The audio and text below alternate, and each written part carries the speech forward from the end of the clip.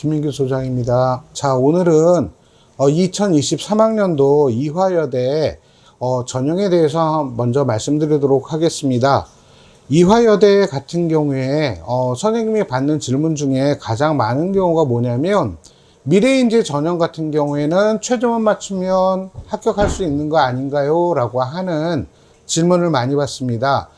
이화여대 미래인재 전형은 다른 대학에 비해서 최저학력 기준이 작년까지는 비교적 높았습니다. 그러나 올해 이화여대의 경우에 이과 같은 경우에는 최저학력 기준에 변화가 생겼습니다. 좀 완화가 되었습니다. 그래서 자연계열 같은 경우에는 두 개 영역 등급합 5, 수학 포함해서 등급합 5로 완화가 되다 보니까 인문계열 같은 경우에는 3합 6이었습니다. 탐구 물론 하나 반영했고요.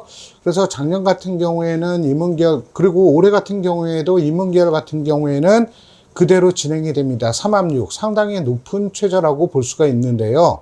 자, 그러다 보니까 이화여대 미래인재 전형 같은 경우에는 인문계열 같은 경우에는 그래도 최저 맞추면 합격할 가능성이 높다라고 하는 것과, 그 다음에 자연계열 같은 경우에는 누구나 다 맞출 수 있는 최저다 이기 때문에 지원하는 경우에 지원자들의 경우에 누구나 다 맞출 수 있는 최저다라고 생각이 되어서 미래인재 전형 같은 경우에는 인문계열은 최저 맞추는데 집중하시는 반면에 자연계열 학생들 같은 경우에는 최저 충족뿐만 아니라 학생부 관리도 굉장히 중요해졌습니다. 자, 이렇게 말씀드리는 이유가 뭐냐면, 올해 이화여대 미래인재 전형이나 고른기회나 사회계획자 전형 같은 경우에 자기소개서가 폐지가 되었습니다.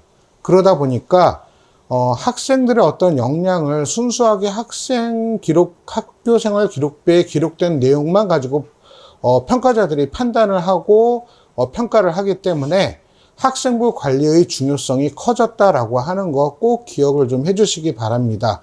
그 외에 이화여대 미래인재 전형의 경우에는 고교 추천 전형은 400명 작년과 동일하게 모집을 하고요. 그 다음에 미래인재 전형 같은 경우에는 914명으로 작년에 비해서 25명 더 증가해서 모집을 합니다. 그리고 논술 전형 같은 경우에는 20명이 감소가 되었습니다. 논술 전형은 점점 더 좁은 문이 되어가고 있는 상황을 우리가 볼 수 있습니다. 그리고 정시 일반 전형의 경우에도 2명 정도가 더 증가해서 709명을 나군에서 모집을 합니다. 이렇게 주요 전형별 모집 인원을 간단하게 알려드렸고요. 그 외의 경우에는 거의 변화된 내용이 없습니다. 자, 여기서 또 하나 우리가 좀 관심을 가져야 되는 거는 뭐냐면, 작년부터 약학과를 모집을 하는데, 이화여대의 경우에 약학과 약학과의 수능 최저학력 기준이 다른 대학에 비해서 상당히 높다라는 것입니다. 약학과의 경우에는 4개 영역 등급합 5입니다. 물론 탐구나 하나만 반영하고요. 또 약학과뿐만 아니라 미래산업 약학과 경우에도 수능 최저 학력 기준이 상당히 높기 때문에 이거는 거의 이화여대 약학과 그리고 미래산업 약학의 경우에는 거의 수능 전형이다, 이렇게 생각하시면 될 것 같습니다. 자, 그래서 전년도 결과, 2022학년도 결과는 아직 발표되지는 않았지만 2021학년도 결과를 조금 가지고 먼저 말씀을 드린다면, 2021학년도 고교 추천 전형의 경우에 인문계열 같은 경우에 몇몇 특정 학과를 좀 말씀을 드릴게요. 국어국문학과 같은 경우에는 최초 합격자 평균 등급이 1.4 정도 됐고요. 그 다음에 영어영문학과가 1.5등급 정도 됐었습니다. 그리고 경영학부 같은 경우에는 1.3 정도 되었습니다. 자, 이 얘기는 그리고 또 일부 사범대학 같은 경우에 특수교육학과가 제일 낮았거든요. 1.6.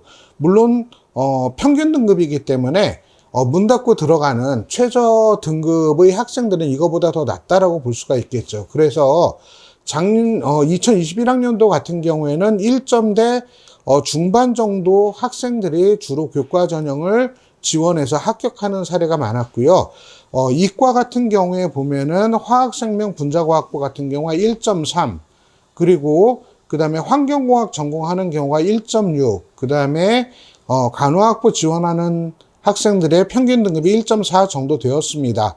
그러다 보니 아까 말씀드렸던 것처럼 인문계열 학생이나 자연계열 학생 모두 한 1점대 중반 정도의 학생들이 지원해서 합격하는 현상을 보였는데 2022학년도 작년이죠. 작년에는 상위권 대학, 서강대나 성균관대학교의 학교장 추천 전형이 신설되었기 때문에 다소 좀 떨어질 거다라고 예상은 하고 있습니다. 물론 대학에서 아직 발표를 안 했는데 대학에서 공식적으로 발표하면 그 결과를 가지고 다시 한번 여러분들을 찾아뵙도록 하겠습니다. 자, 우리가 신경 써야 될 건 뭐냐면 고교 추천 전형에서는 면접의 영향력이 중요하다라고 하는 겁니다. 왜 그러냐면 전부 다 지원한 학생들에게 면접의 기회를 주는데 이 이야기는 무엇이냐면 경쟁률, 그러니까 지원한 학생들이 단계별 전형이 아니기 때문에 고르게 면접에서 변별력이 발생한다라고 하는 거 꼭 기억을 좀 해주시고요. 그래서 이화여대의 경우에는 고교장 추천, 고교 추천 전형으로 지원하는 경우에는 면접도 반드시 신경을 써야 된다. 그런데 지금부터 면접 준비할 필요는 없어요. 뭐냐면 여기 그러니까 원서 접수한 다음에 그 다음에 저희 면접 날짜 기준으로 해서 한 달 전부터 면접을 준비한다라고 생각하시면 큰 무리가 없을 것 같습니다.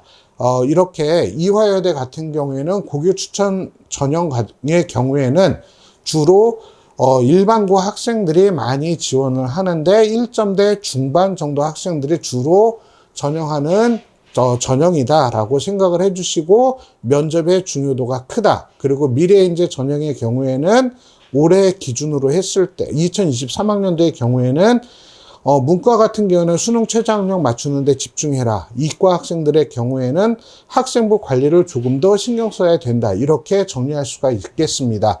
네, 오늘 강의 이것으로 마치도록 하겠습니다. 감사합니다.